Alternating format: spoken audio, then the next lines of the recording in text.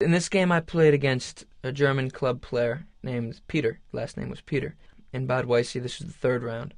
I played e4, he played c6, the Carl defense, the basic idea of which is to prepare the central thrust d5. So he wants to immediately take control of the center and he's just getting ready to do it. I played d4 and he played d5, taking his part of the center, because we know the center is the most important part of the game. So now I have 2 pawns solidly in the center. He has 1 pawn, but my e4 point is challenged. There are 3 basic ways in which white handles the situation. One is to defend the pawn, either with knight c3 or knight d2. One is to play the move e5. One is to play pawn takes pawn. Pawn takes pawn has the disadvantage of, after black responds with c takes d5, now both sides have equal central control. e5 has the disadvantage of, instead of having a dynamic center, white has a rather static one, in which it's hard for me to generate play in the center, and black will tend to put a bishop on f5 and then close it in with e6. Notice it's much better to have a bishop outside of this closed structure than inside, and then he'll develop play along these lines. I played the third option, the main line, knight c3. He played d takes e4 and I played knight takes e4.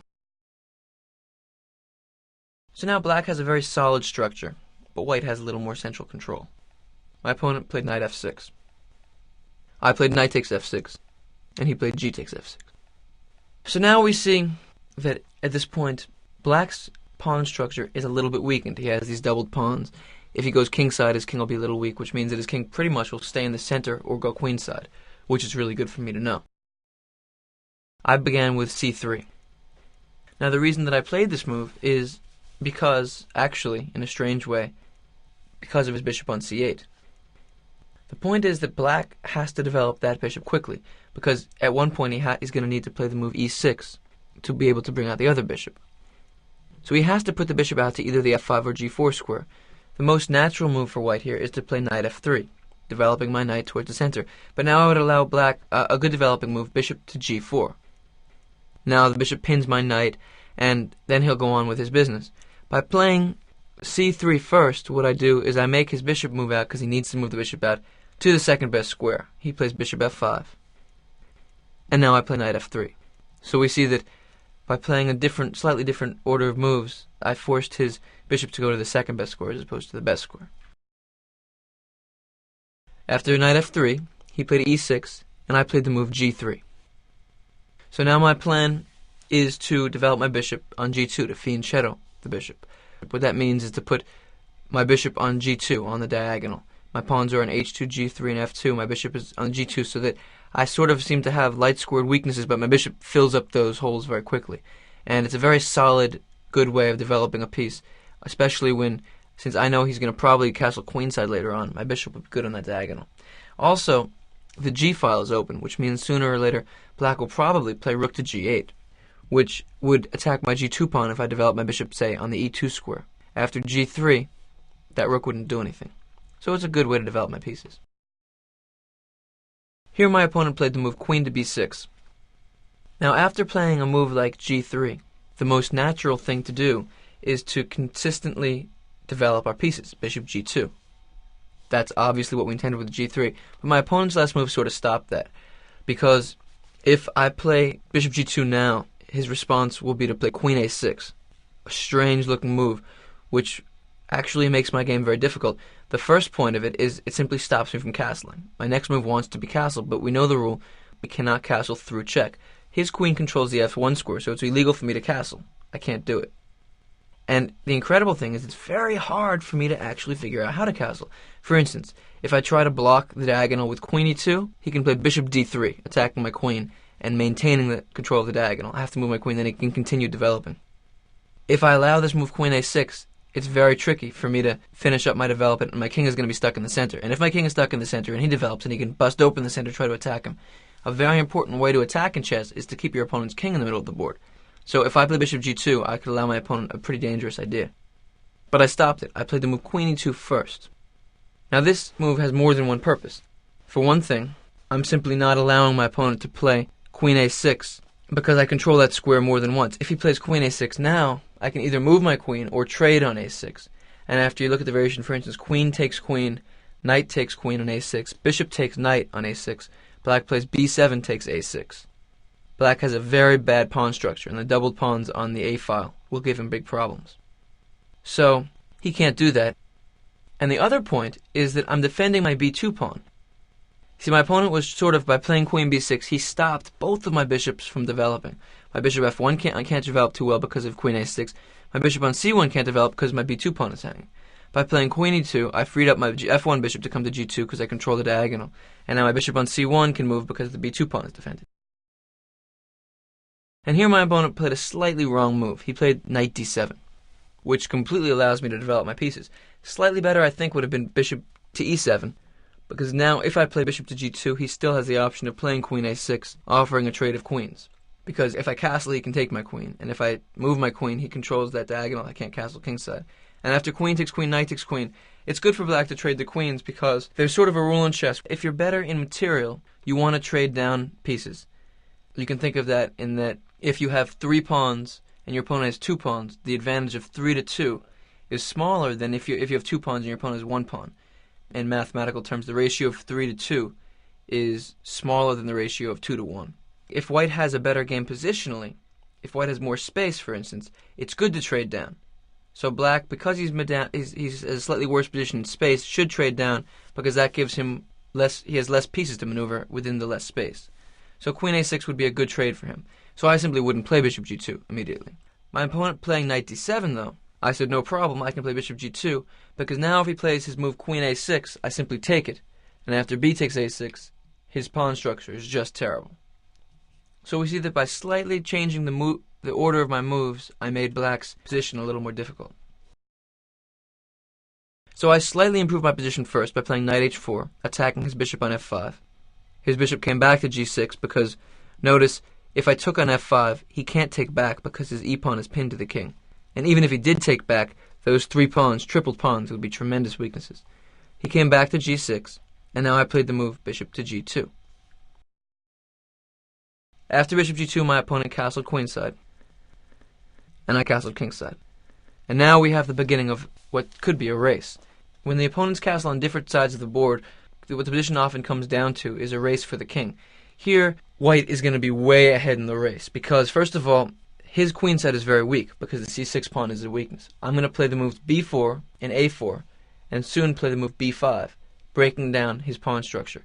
And this brings up a very important idea in attack. It's much easier to attack when your opponent has a weakness. In this position, his queenside has a very specific weakness, the pawn on c6.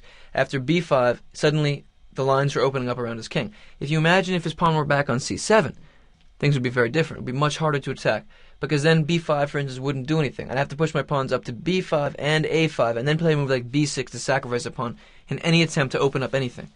You can see that the pawns, for instance, on a7, b7, and c7 are much more solid than that single difference of the pawn being on c6. And a lot of people, when they're being attacked on one side, have the inclination to move a pawn to stop the attack. But be very careful when you do that, because usually a pawn move in the area where you're being attacked will give yourself a weakness that your opponent can hone in on. So he played the move bishop to e7. Now notice also the relationship between my knight on h4 and his bishop on g6. I can take it whenever I want, and this makes things very difficult for him. But the black bishop on g6 can't move anywhere, and it's hard for him to develop his game around different plans, because in any moment I can simply take it off the board while my knight on h4 is sitting pretty. So his idea of playing bishop e7 relates to pushing f6 to f5 with the idea of taking on h4. He's trying to get rid of that knight. But it'll be interesting for you to notice how I respond to that moment. One more thing, many of you guys have heard the expression, the knight on the rim is dim. That's something which Bruce Pandolfini used to tell me. It's true that a knight on the edge of the board has much less dynamic possibility, has much less movement than a knight in the center of the board. If you consider the fact that a knight on the e4 square on an empty board controls 8 squares, and a knight on the side on h4 controls only 4 squares, while a knight in the corner on h1, for instance, controls only 2 squares. In this particular position, my knight on h4 fulfills a very specific purpose. It attacks the bishop on g6 and limits that bishop to the point where it's almost not even on the board. After bishop e7, I played the move b4, and my opponent played f5. So what he's done is he's challenged me. He's challenged my knight on h4. The question is, what am I going to do with it?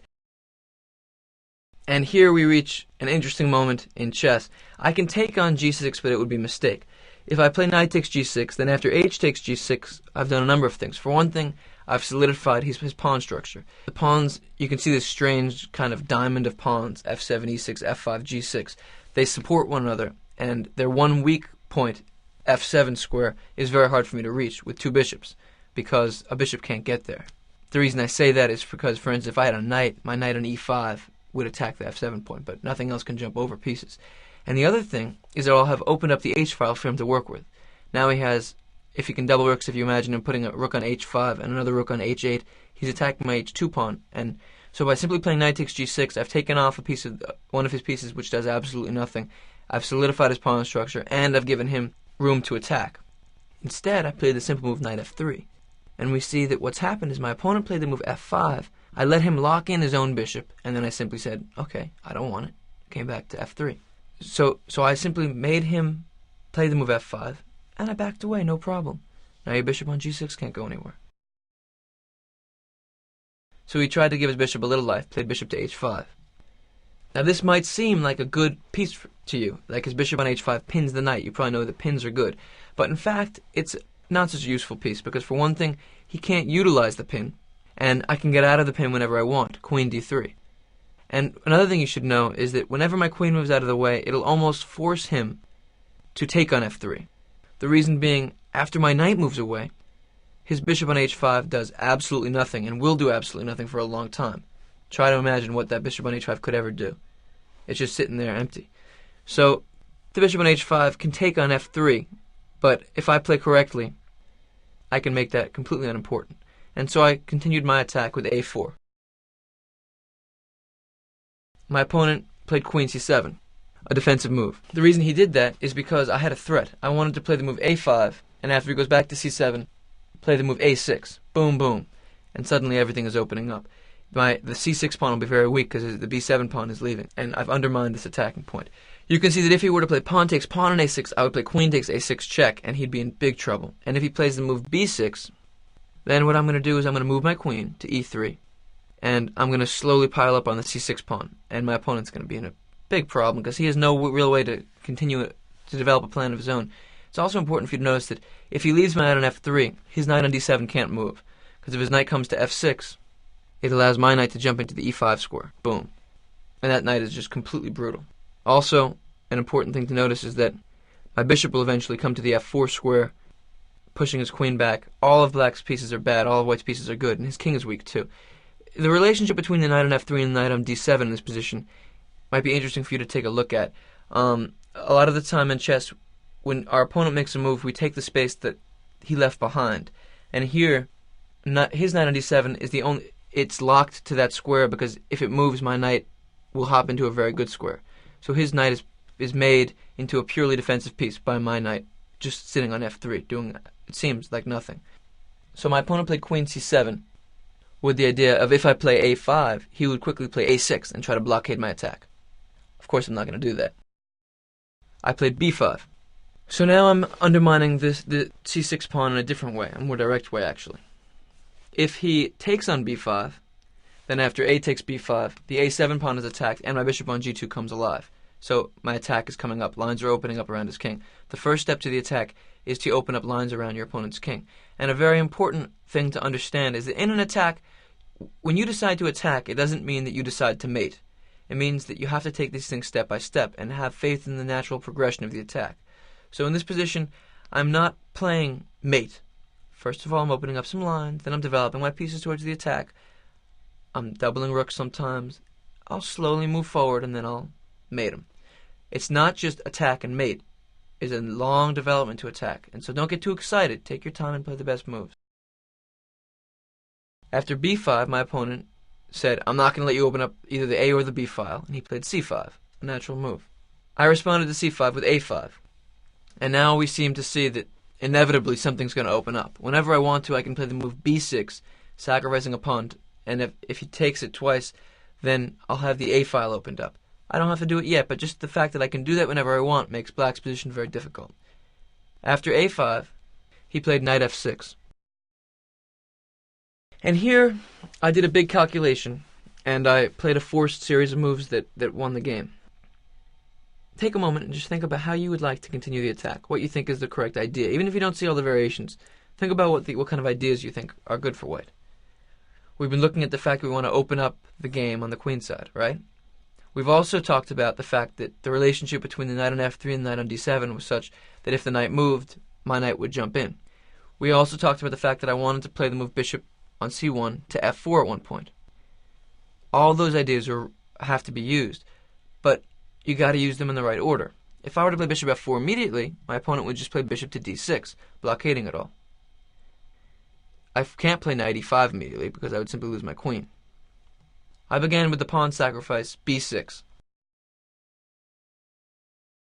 My opponent has to take. You can see quickly that if he moves his queen anywhere, the whole queen side can open up, and I might even use this very clever idea of playing a6. And everything is falling apart for black. You can see that the black pawns on b7 and a7, the white pawns on a6 and b6 spell the total explosion of the queen side and the black king. He played a takes b6. Now what do you think I did? It's very important to play the correct order of moves in an attack. The most natural move is a takes b6, and after queen takes b6 to play rook a8 check. But this doesn't do anything. My opponent would simply play king c7. I have another check, yes, bishop f4. No big deal. After bishop d6, there's no way for me to continue my attack, and in fact that rook on a8 that just ran down and checked him has to be traded off immediately, and things don't work out. So what we see is that if I just run forward in the attack and do it immediately, it doesn't work. I have to be a little bit patient. Remember all the different entities which I've described. My bishop on c1 coming into the game, my knight on f3 maybe coming into the game, the idea of opening up as many lines as I can and bring both rooks into the attack. I want to do it all the right way. So first I played b6, he took. Now I played the move bishop f4. And now, if he moves his queen, then after a takes b6, I've gotten a bonus move, my bishop on f4 coming into the game. And if he blocks like he did with bishop d6, then instead of having to worry about that tension between the two bishops, I throw in an in-between move, pawn takes pawn, a takes b6. My opponent's queen is attacked. He has to do something. He plays queen takes b6. And now again, one inclination may be to play rook a8 check fast, another inclination may be to play bishop takes bishop fast. But the point of the move order that I did is that by playing my bishop on c1 out, and first giving up the pawn, I allowed myself the option of playing rook f to b1, another in-between move. By playing the perfect order of moves, I got both my bishop on f4 out, my dark-squared bishop out, and my both rooks are now knifing into his position. After rook f to b1, black is in big trouble. He played queen c6, which brings up an interesting tension in the position, which is that my knight on f3 is pinned by his bishop on h5, but if my knight on f3 moves, then I'm threatening his queen on c6 with my bishop on g2. So I have a very good potential weapon, but which is stopped immediately because my knight can't move yet. But if I move my queen, it can move. So I have this complexity that I can play around with. I play bishop takes d6, and here my opponent has two options, rook takes or queen takes. Which one seems better to you? I'm sure you've decided on queen takes d6, because if he plays rook takes d6, then after rook a8 check, king c7, rook takes h8 wins a rook. So I'd be just winning here. Because of that, after bishop takes d6, he had to play queen takes d6. Now take a moment and decide how you would attack. I played queen b5, attacking his b7 pawn. The only way for him to defend is queen c6, because if he defends the pawn with queen c7, then rook a8 check will give him big problems because he can't run away because I control that square. And if queen b8, I just take it. He played queen c6. He played queen c6. I played rook a8 check. And after king c7, queen a5 check. He's in big trouble. If he plays king d7, finally we see what I was talking about the whole time. My queen is no longer on the e2 square, so my knight is freed up, and it can jump into the game with knight e5 check, winning the queen on c6. If instead he played king to d6 after queen a5 check, I could take on d8, rook takes d8, and after he takes back, queen takes d8, I've won a rook, and his king is still being chased.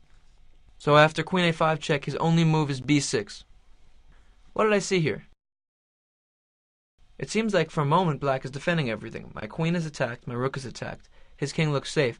But notice that his b6 pawn is defended twice and attacked twice.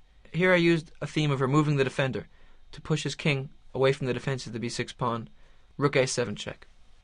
And my opponent resigned.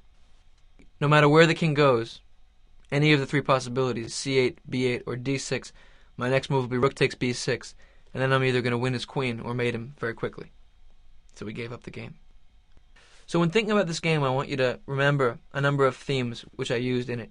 For one thing, notice the tension that I had early on in the game between my knight and his bishop, and that the only way for him to develop his play was to force my knight off of the h4 square, which made his bishop bad. So what this relates to in chess is the idea of potential as opposed to the immediate.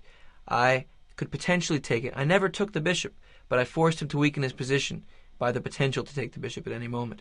And also I used a big idea which I used was watching what my opponent's idea was. In the very beginning, he stopped me from castling, and I didn't allow him to do that.